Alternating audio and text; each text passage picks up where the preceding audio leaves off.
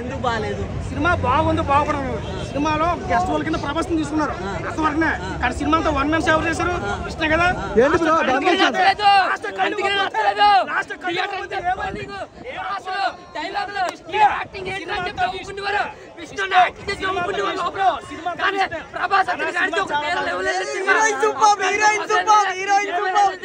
నాకేం తెలుసు ఎవరికి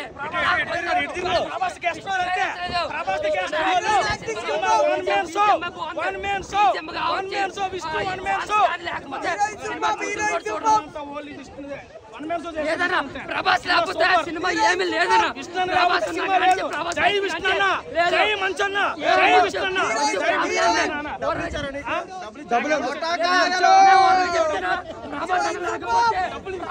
లేకపోతే ఏమి లేదు. సినిమాలో కూడా ఇదే చూపించాడు. యాక్టింగ్ లేదు లేదు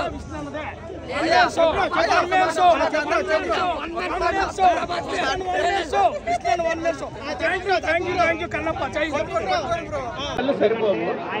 కథాంశం ప్రకారం తీసుకున్న మంచు విష్ణు గారి యాక్టింగ్ పర్ఫార్మెన్స్ ఆయన ఇండస్ట్రీకి వచ్చి చాలా ఏళ్ళైంది, కానీ బట్ నటుడుగా ఒక పాత్రని ఇంత మెచ్యూర్డ్గా దీన్ని బ్యాలెన్స్ చేశారంటే హ్యాట్సాఫ్ చెప్పచ్చు.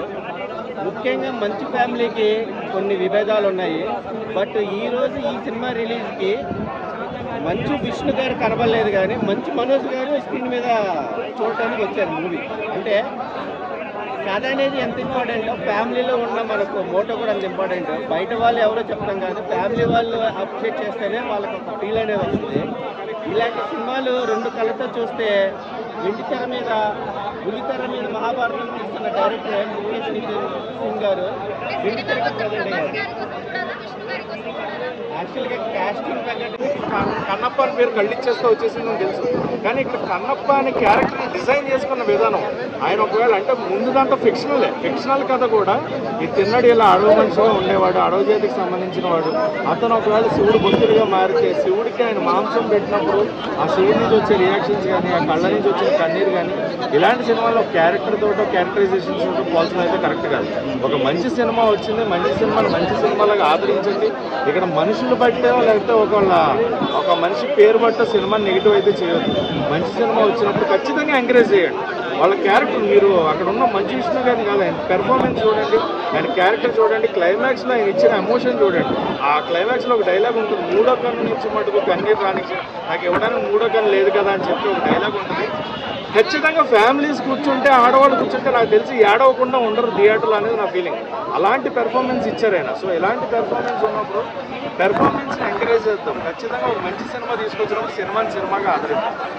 సో క్యారెక్టర్ పరంగా సినిమా అయితే చాలా మంచి సినిమా, ఒక మంచి కథతో వచ్చారు. సో ఖచ్చితంగా ఈ లాగ్ ఇది అని చెప్పి వాళ్ళకి ఏం చెప్పేసి యూట్యూబ్ రివ్యూస్ చూస్తున్నాను.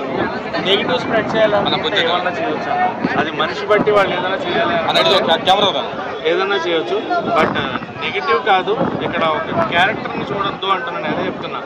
ఆ మనిషి అక్కడ మీకు బయట ఆయన ఏం చేశాడు, ఏం నెగిటివ్ చేశాడు, ఎందుకంత నెగిటివిటీ నా థియేటర్లో ఎక్కడెక్కడ వేరే చోట్ల ఫస్ట్ హాఫ్ వదిలిపెట్టాను. సెకండ్ హాఫ్ ఏంటి, మోహన్ లాల్ గారు ప్రభాస్ గారు వచ్చిన తర్వాత ఓకే, మరి క్లైమాక్స్ లాస్ట్ 20 minutes ఎవరి పెర్ఫార్మెన్స్?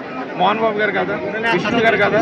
ఆ కన్ను తీసిన సీన్ ఎంత హైలైట్ అయింది, ఆల్రెడీ చరిత్రలో ఉన్నది. దాన్ని పెర్ఫార్మ్ చేయడం ఎంత కష్టం, మనం చేయగలం, దాన్ని బాగా చేయాలి అనుకుంటే చేయొచ్చు. సో నెగిటివిటీ స్ప్రెడ్ చేయొద్దు ఇలాంటి సినిమాలకి. చూడండి, సినిమా చూడండి, థియేటర్లో మీకు నచ్చకపోతే మీరు చెప్పండి. ఫస్ట్ హాఫ్ ల్యాగ్ ఉంది, ఖచ్చితంగా చెప్తా. ఫస్ట్ హాఫ్ ల్యాగ్ ఉంది, ఫస్ట్ హాఫ్ కొంచెం సాగదీశారు. అండ్ ఆ రొమాంటిక్ సాంగ్స్ అక్కర్లేదు, ఆ సాంగ్ తీసేసుకోవచ్చు, సాంగ్స్ డిస్ట్రాక్ట్ చేస్తే. అండ్ స్టోరీని కొంతవరకు ఎలివేషన్ సీన్స్ లాగా అక్కర్లా. ఇది ఒక చరిత్ర కాబట్టి అంత ఎలివేషన్ అయితే అక్కర్లేదు. ఉన్నదానికి కొంచెం నీట్గా తగ్గించవచ్చు. ఫస్ట్ హాఫ్ కొంచెం కట్ చేసుకోవచ్చు, సెకండ్ హాఫ్ వదిలేండి. సెకండ్ హాఫ్ మీరు అసలు ఏం టచ్ చేయక్కర్లేదు, అలా వదిలేసుకోవచ్చు. So cinema